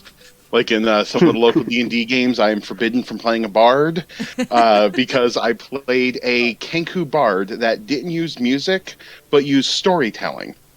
And because Kenku could imitate sounds that they've heard, I basically was a C-3PO style storyteller. And then, of course, awesome. I diffused so many combat situations because I was able to imitate sounds. And all of my points went into bluff. So it was a total nightmare. And then I ended up cross-classing into War Mage and just utterly just demolished things for a while because I was an annoyance, and all of a sudden the fake sounds I was making just turned out to be actual fireballs. So it was it was definitely a lot of swearing on behalf of the GM. But but outside of that, because I like bringing up non-D&D games because D&D is just like the focus for so many groups. Yeah. One of my old favorites was my first time playing Mage the Ascension. And I walked in, I am bad with names, I didn't have a name for my character, so I took the laziest way out, gave my character the amnesia flaw, and said I didn't know my name. And the entire group just started calling me No Name, or just simply said, "No, it's Noname. That's your name. It's No Nomaya." And I'm like, "Okay." And the entire shtick with him from beginning of campaign to end was low combat skill, but I always had a coincidental spell, which was reaching into my pocket and pulling out a rock. I had Prime 2, Matter 2, so I can reach into my pocket and pull out a rock, so I could throw rocks at all times. And then when you mix, rock with a Prime Bolt or Learn Forces, now you can project that rock at the speed of a bullet. It's rocks suddenly become very dangerous. And eventually, when we ended the campaign, I did so by turning the big bad end guy into a rock. Jeez. He was a vampire, and by rules of Mage the Ascension, vampires do not count as a living creature. So therefore, I needed the minimum amount of life, which I had, and a whole lot of matter, which I was just shy of a master. And I'm being held up there psychically, and I'm just like, you know what? I'm going to die. I'm going to make this count. I'm going to turn the big bad into a rock. I mean, the big bad was a friend of mine. He was a player that was in the mage group that turned vampire and turned villain. So what better way to go ahead and kill your best friend than by turning him into a rock and then get crushed by him after falling at terminal velocity? There's Mage in the nutshell, folks. Yeah. Wow. I've done some You want to go ahead, crazy Jen? stuff. I actually am going to, like pretty much everyone else, kind of give two examples. There is one mechanically that I'm super proud of, and then one story-wise that I'm super proud of. They actually happened one after the other. The story one was a changeling ranger named Leaf, who I named because I was like, LOL, can I just name my character Leaf? And my GM was like, yeah. I was like, cool, it's Leaf now. Of course. I have never definitely one of my favorite characters just because I got very attached to her. She was my favorite. She was my first character that I actually kind of got attached to. And her story was, as all first characters are, very sad. I don't know if any of y'all are familiar with the setting of Eberron, but if anyone is, you know how it is for Kyrie natives who experience the mourning. Basically, a TLDR is she and her fiance were both in the army of Kyrie, which were stationed at different points in the nation. When the morning hit, they each were told the other was dead. And then just kind of left to rebuild. At one point, he went back into the moorland to look for her, which is why he went insane. Shows up later completely off his rocks. And she ends up actually selling her soul to the big bad to restore his mind. After which I started playing him. That was fun. That was a really fun time. It was very emotional. I ended up getting her back by playing my cards very, very, very, very carefully. And in the end, they went off into the Thornwood Forest with their giant bird because when we killed the big bad, the perk that he gave her was... One of the perks that he gave her was a giant bird. Basically, the bird that she already had was a falcon. He just made it 10 feet tall. We got to keep that. So now there's just a changeling, her husband, changeling twins, which are a disaster, I'm sure, and a giant bird. Then there's the character that came next, which was a mechanical nightmare. There are two highlights I will share, which are my maximum damage of 11d6 plus 138 and a negative level. On one hit. On one hit. Yeah. We're talking level 20 Pathfinder. We're talking big numbers. Yeah. And the other was a stealth score of plus 58. And unfortunately, when I tried to hide in plain sight, it was only a 48. It was really sad. And also the reason why this GM no longer allows his Pathfinder magic items to bonuses to stack regardless of type. Lesson learned. Right? Yeah, right. God damn. Right. I'm gonna write that down for Starfinder. Yeah, that 48 hide in plain sight. That's sick. Right. I like that. That's pretty brutal. Wait, what Sound are you of writing down War for that, and- Starfinder, Joel? House of War and Psionics are some very dangerous subsystems. I'm gonna start running Starfinder for the first time ever for a group of players, and both Luna and Tom are gonna be in it. So no stacking, guys. I can hear the brains running. I suspect that Starfinder doesn't have quite the amount of brokenness that Pathfinder does. Don't quote me on that, but All I know about is that Starfinder and Pathfinder 2.0 work they have some level of crossover to them. I have only ever played Pathfinder 1. Piff 2. Oh, thank God. So just to be safe. Sorry for the heart attack. I believe should all of say, that don't though worry. about Pathfinder First Edition because my character Eda Bricks, that was a Pathfinder First Wait, Edition game. Eda as well. Bricks? Eda Bricks. Yeah. Yep. It's funny. IDABRIX. Yep. And Did she feed people bricks? No, well, she probably would have tried, but no. But she did acquire the nickname Yeetabricks because she would. She essentially would throw herself around everywhere. She being a halfling, and the fact that there was a 7-foot tall barbarian in the party. Her turn would come up, and she would basically just yell, "Shield!" and he'd brace himself and put his shield up, and she would run and jump up off the shield and then jump to do damage and stuff. Or one time she jumped off a rampart onto the head of an ogre and stabbed it going down. So like, yeah, Awesome. that was kind of her thing. Pita bricks, Weetabix, fiber. Yeah. Yep. Halflings are the best. Yeah. I love playing halflings. She was amazing. I mean, who needs a magical weapon when you can just yeet the halfling? Well, that's just Right. it. You can yeet the halfling who has a magical weapon. Eat the yaffling. Yeet Boom. I don't recommend you heat the yaffling. That's a bad idea. I mean, party was legitimately talking about giving our barbarian a harness so I could just be carried on the barbarian's back. So, Well, I Solid mean, idea. you look over his head and shoot the crossbow, you're good. Yeah. The toddler packs where like the kid's head can be right here. That's your halfling. Right? That's Right. exactly Like, it. Right? Take it one step further, make the person carrying you a minotaur. That way you have the bracket to just rest the crossbow. Nice. we'll see. The best thing is my halfling is a wizard, so I don't actually need a crossbow to. I can Yeah. just stay 120 feet away from the fight, and I'll be fine. Right? Yeah, but So- everybody needs a crossbow. I have a crossbow. Just for good measure. I Yep. do have one. Just don't use it. So I guess my favorite my favorite PC answer, With Is, cats in the brain. right?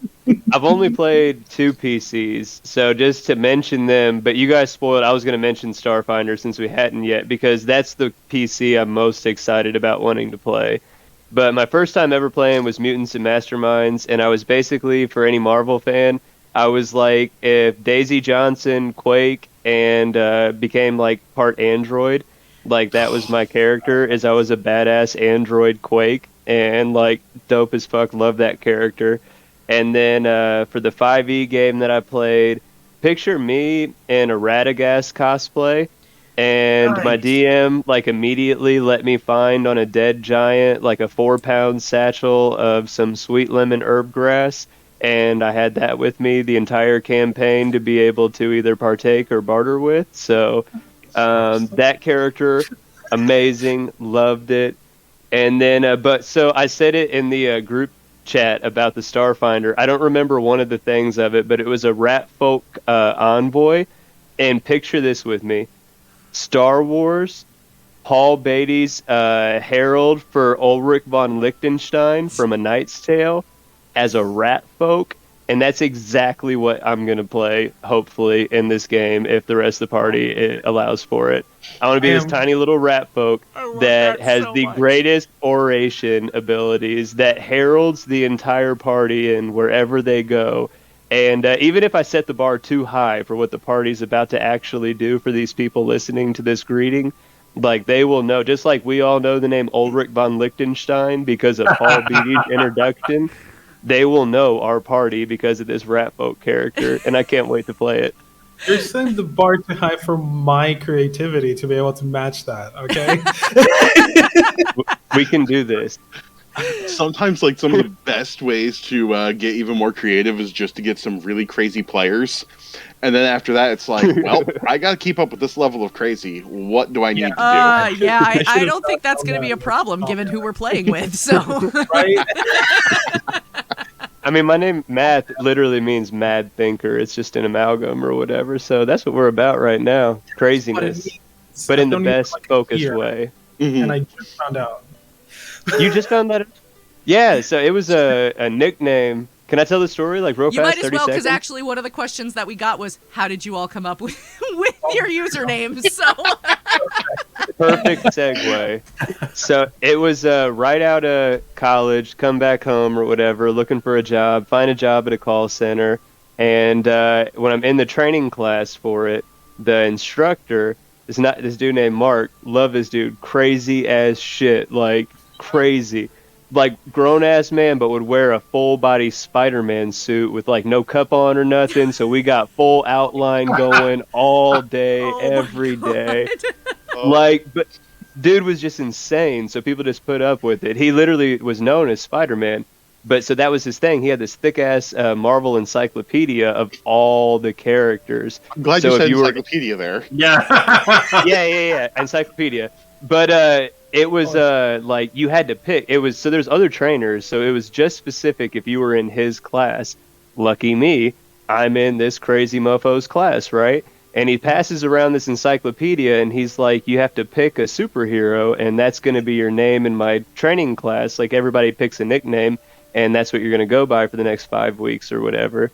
And so I start flipping through this book, and this is back when I'm just out of my football stage of life, right? So I'm like, I know a couple of comic characters, but I haven't fallen right into shit. I mean, I watched the cartoons growing up. Everybody watched the Saturday morning cartoons, but I didn't know anything more than that. Like, so I'm looking through this book, and as you can see, I got long, crazy hair or whatever, right? And so I get to the M's because I just open it up in the middle, and I see this dude that is crazy looking, got this green suit on with these brown boots and this crazy hair, Mad Thinker.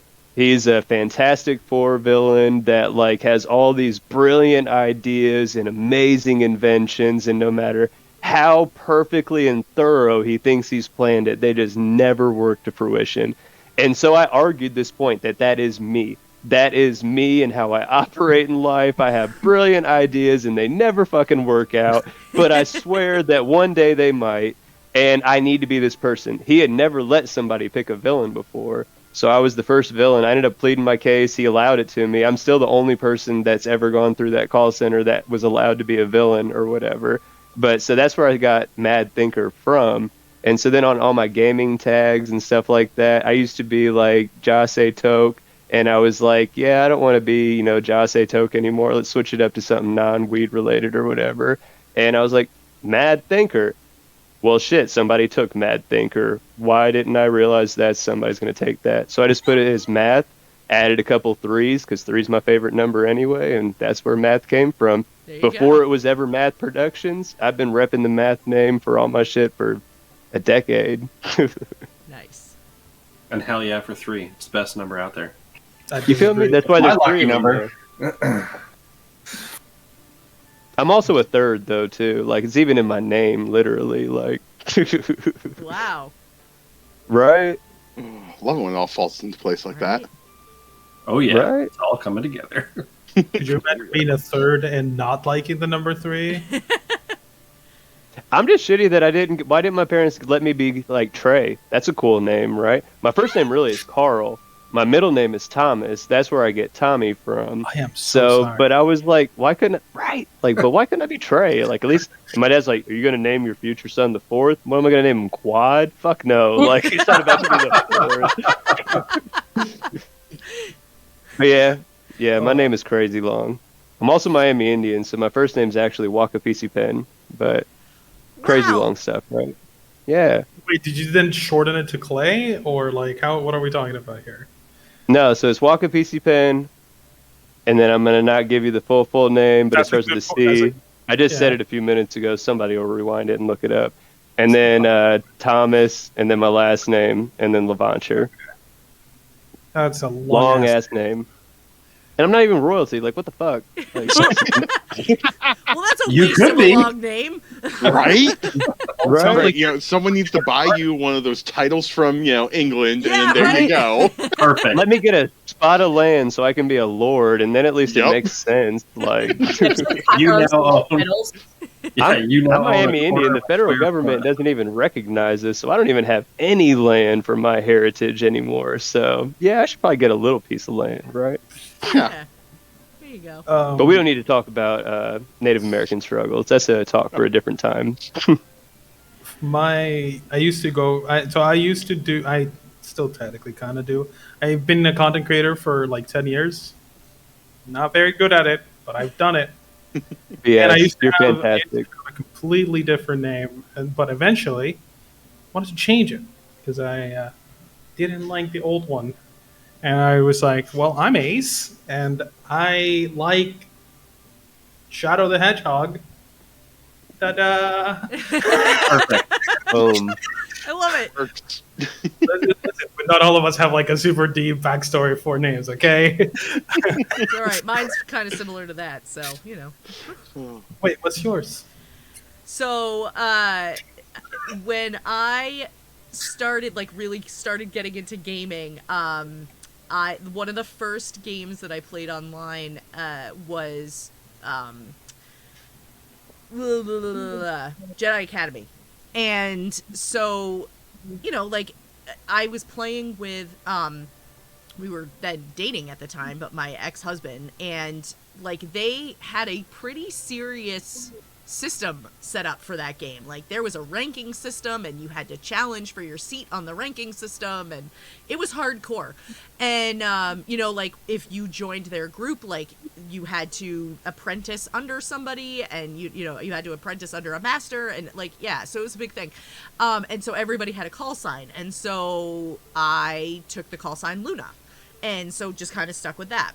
And then after we'd gotten married, I had started getting into, doing a lot of crafting and stuff like that on Etsy. And so at that point, like, I had just had a baby, so I was a mom. So I was like, well, I'm going to call my shop Mama Luna's.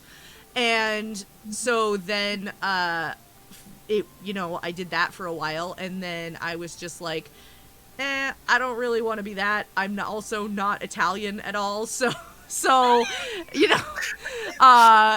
it didn't really like make sense. Yeah.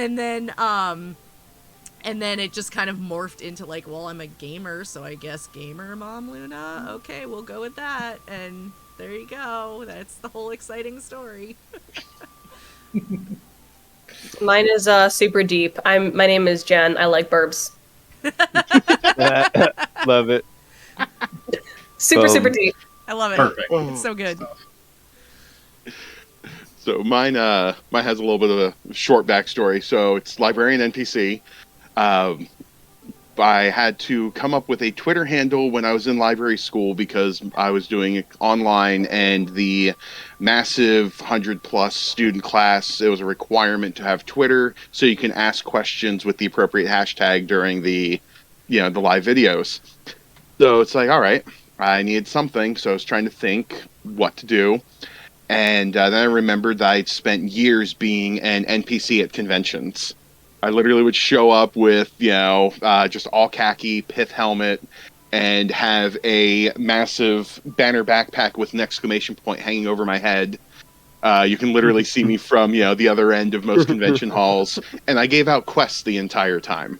So, like, it was the full 9 yards. Cool. Like, just, spent years doing this. So I'm like, I'm a librarian, and I'm a permanent NPC. So, portmanteau moment, slammed them together, and, librarian NPC. There you have it. Yeah, there you go. Yeah, kind of boring, but at the same time, people who know me find it hilarious. I don't know what you're talking about. If I saw someone giving out quests at a convention, I would beeline straight to you. Yeah, I considered doing that at PAX East, so... I was a walking fire hazard at every con I did. Like, it got to a point where one of the cons actually just started handing me a staff badge and said, you're doing this, your staff, so that way people stop complaining about you being a fire hazard. And oh my God. Do we need to give you a walkie for security? Because, this is getting out of hand. So here's the thing, like, I would much rather have someone with like a giant banner over their head than walk around Comic Cons in the Age of Homestuck. Because they were a fire hazard. Yeah, well, yeah. So I have a question. What would you give out for quests? So the quest cards grew over time. I started doing the quests in 2009. I had to stop them in 2018 because of my own divorce and, ruining my my life and finances for a couple years.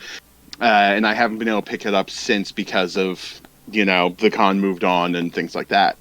But the quests started off with simple things like find somebody with blue hair or with green hair, yell subs are better than dubs. Or dubs are better than subs. Sorry, that one was the more controversial one. Find specific cosplayers, and then as it grew, I would start working with different vendors and have them show up to parts of the vendors alley or the artist alley in the vendors room. If I knew a charity event was going on, I would send people to the charity event as part of a quest. And it was really a convention specific thing. I'd learn what did the convention have, and then start sending people into the far corners just to make them interact with the convention or with people attending the convention. That's so cool. And what then, were the completion rewards? That was actually what I was about to get to. So early on, it was just pieces of candy. I literally carried bags of candy. The last time I did this, I think I went through something like 20 pounds of candy. And went through, let's see. I mean, I'm ballparking numbers here, but I went through closer to 20 pounds of candy, probably about 600 quest cards, and I think something like 1,100 raffle tickets. Wow. Because that year we were actually doing a raffle that every day, as you did a quest, you can get a raffle ticket. You threw them into the raffle bowl that we had at a designated area, and so not only did you get candy for doing this, but then you also got the chance to win a prize, and the prizes included a pull from the prize table. I think one con actually offered a badge for next year's con as a grand prize. Some of the vendors were offering things up from their tables, or like everything. I think my favorite one to give out was the golden poo. Somebody literally crocheted a poo emoji, but made it gold. And that was the second prize for the con. It was literally the runner-up prize was the golden poo. Korok seed. That's what I was thinking. That's a Korok seed. Yeah, you found me. But seriously, I absolutely loved it. I made a lot of friends in the community from that. But again, had to retire it for a number of reasons, and then I shifted gears and went into game production instead of NPCing. So I'm still NPCing, just in a different way than I used to. Yeah. It just got too expensive to do it. I think on average between badge, prizes, housing and the travel and everything else like that, I was anywhere between $1,500 and $2,000 in expenses. Wow. Yeah, thankfully, some friends helped me cut down the costs. I got a badge because I was staffing, or a friend would let me crash at their place instead of paying for a hotel and whatnot. So I was able to cut down on a lot of costs after a couple of years, but it was still an expensive endeavor making it work. So that retired. Yeah. But yeah, that's how the whole librarian NPC came about, because I spent years being an NPC, both as a GM and at cons, and then I'm a librarian, so put them together. It all works out. There you go. I'm either the best or the worst person to keep around. Take your pick.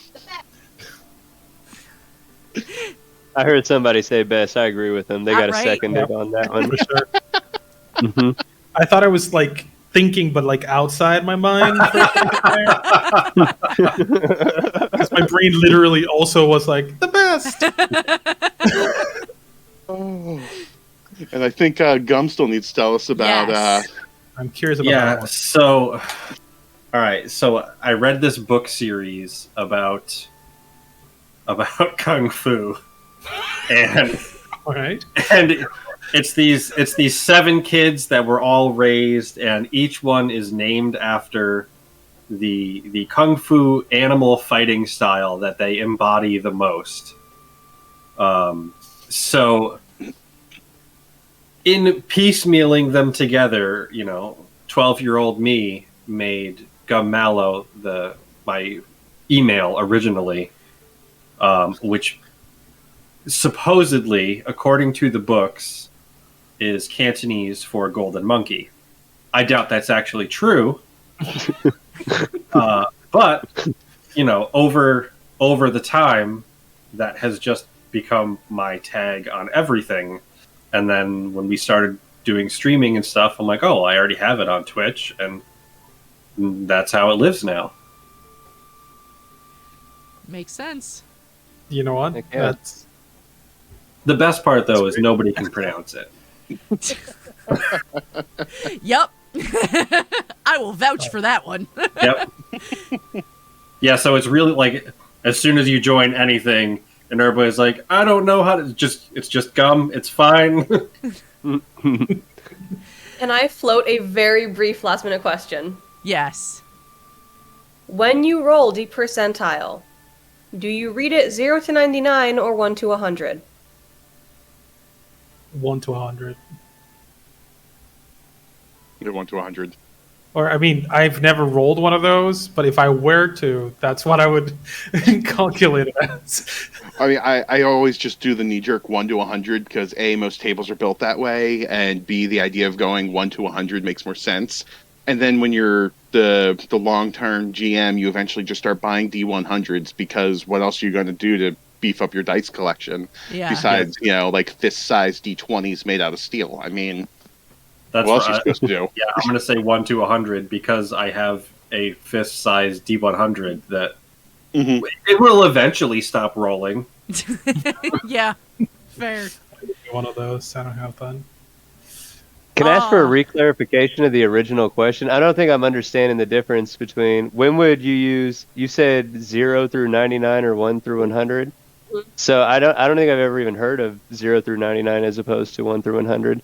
You know what? I like you. You can stay. Fair enough. I've met so many people who just calculate D percentiles in the weirdest way, and I'm sitting here like, this is dice, not computer science. Dice, computer science.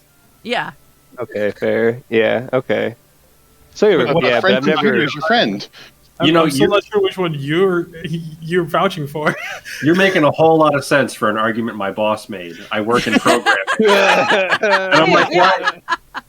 She was like, yeah, if I roll this and it comes up as 0, it's a 0. I'm like, no, that's a 10. That's how the dice work. And she's like, no, it's a 0. That's what it says. No. Like, oh, that's what you mean. So some people really think the 0 is a 0 and that it's like 0 through 9 instead of like 1 through 10. You can tell your boss that the software QA engineer says it's 1 to 100, and D&D is not computer science. So, all right. Wait, what kind of deranged people do 0 through 9? Are you? That's a thing? What? I mean, also computer programmers. With the same time, you want to roll low system. There you go. Oh my god, golf that's funny. score. It's You know golf what? score That's it. rolling. You want the lower score. Yeah. like, if Starfinder were to... I'll If build another Starfinder one. wanted to do 0 to 99, I would accept it purely because of the foundation of it, but nothing else. Yeah. Full Round Action Gaming in chat just said, you just rolled 0 damage? The fuck? Right? Like, right? I So hit there that you go. motherfucker I in the agree. face, and he didn't even feel it. Like, The funny thing I is, don't want to like, play that people- game. If you're rolling like a D10 for damage, everyone knows that a 0 is a 10. Right. But then as soon as you add that second D10, they're just like, oh, suddenly it's a 0. Like, no, it's not. No. Listen, you walked into another room and your ADHD kicked in. You forgot the original meaning. It's gone forever. That just reminds me of the people that play blackjack and don't determine if the ace is a 10 or a 1 at the start, and they wait until the first ace that gets played to make their decision. There's something wrong with those people. So I don't trust nobody that rolls a d10 and says it's 0 through 9. I don't trust that. Oh, God. All right. Well, in the interest of time, we do need to wrap it up. So what I would like to do is have everybody go around again and just remind us of who you are and where we can find you on social media. We are going to go in the reverse order of when we started. So, Joel, we're going to start with you this time.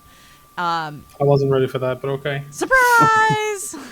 Hello, I'm Joel. I'm also, I am everywhere, quite literally at this point. You can find me on Twitter. It's the easiest way to find me and what I do. Follow me on ZX Shadow Ace, like said. There you go. I had fun being here. Yes, it was fun to have you. I'm looking forward to our Starfinder game. Oh God! After what Tommy said, I'm not. Oh, it is gonna be so much fun, bro. It's gonna be so much fun. Oh no, it's gonna be great. It'll be great. Yeah. Well, thanks for coming and hanging out tonight. It was great to have you. Tommy. Yeah, so Tommy from Math Productions. Please visit mathproductions.com. Get all of your TTRPG needs. If you need painted miniatures, we got those. If you need unpainted miniatures, we got those. You want STL files, we got those. You want these play sets like I got behind me, they're a shit ton of money, but I got them for sale if you want them. Digital battle maps, stupid cheat, commercial rights included, source books, resource books, supplements. Previously from the amazing Shadow Ace, had 3 up there. Currently from Gamer Mom Luna, we got 1 up there right now. And anybody watching that's a creator that wants to be a part, if you liked anything or was about anything that I spoke about tonight, then hit me up. Because again, my whole goal in all this is to work with everyone that I come across. And I saw somebody put a Twitter post up saying self-promo Saturdays are just creators selling to other creators. No shit. I'm trying to create with some other creators too, though. So hit me up, mathproductions.com. Thank you so much, Luna, for your time and the platform. And thank you, everybody else on the panel with me, for a super fun chat tonight. Thank you, guys. Yeah, this was a blast. Thank you so much for coming back on. It's always awesome to have you. Anthony. Well, again, I'm Anthony, better known as Librarian NPC. You'll find me on most social media, especially Twitter. That's the easiest one to find me. And you can find my games at librariannpc.itch.io. Right now, you'll find 4 of them, which includes the recently published Gastbashers, inspired by Ghostbusters SCP, and uses a D12 roll low system. Oh. And the other games include Mainframe, which is a game inspired by the old Reboot computer cartoon series from the early mid-90s. Then there's also Smack, Saturday Morning Awesome Cartoons, inspired by our wonderful Saturday morning cartoons and the toys that came with them. And my first game, which is Niche, which is an apocalypse-adjacent game inspired by TV and movies to go ahead and get your action up on the big screen. I have a couple other games coming up.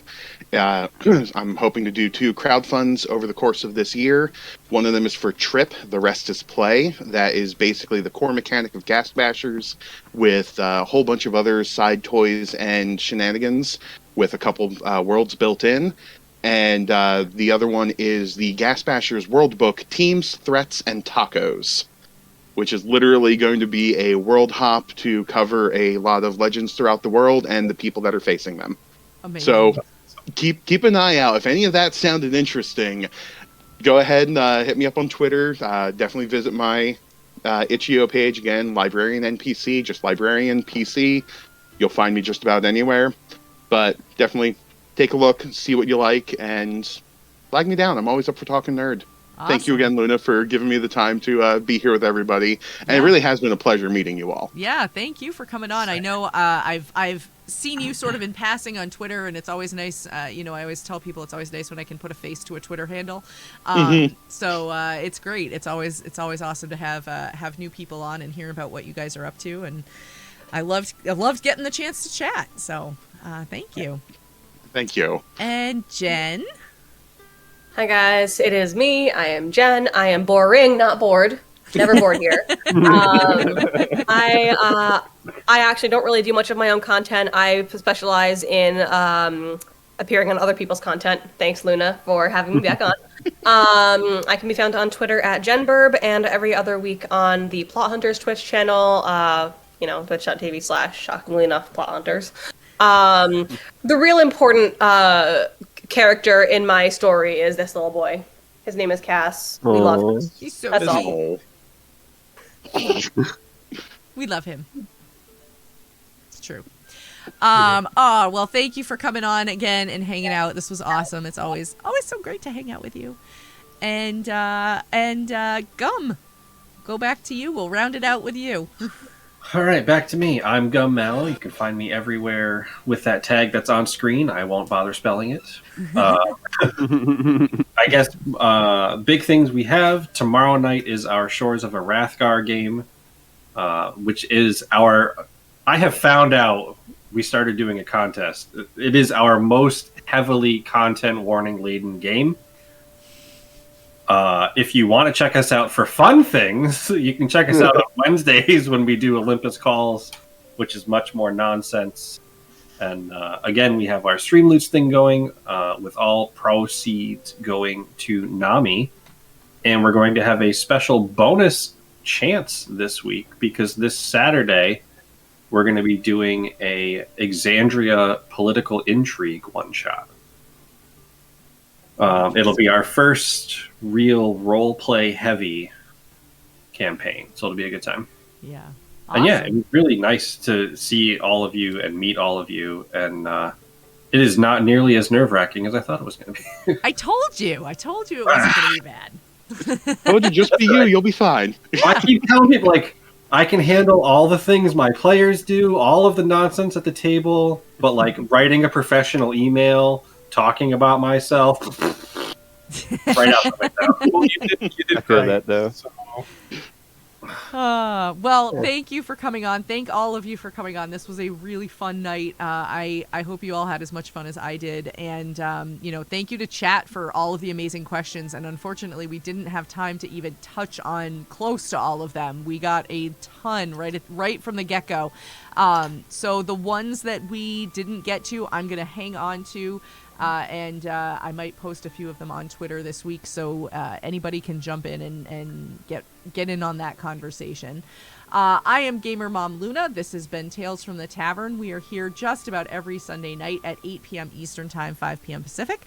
And we are the epic TTRPG talk show where chat asks the questions. I have a new group of 5 guests with me every week, and we never get to have the same conversation twice because you could ask the same question to 5 different groups and get 15. Nope, that's a lot more math.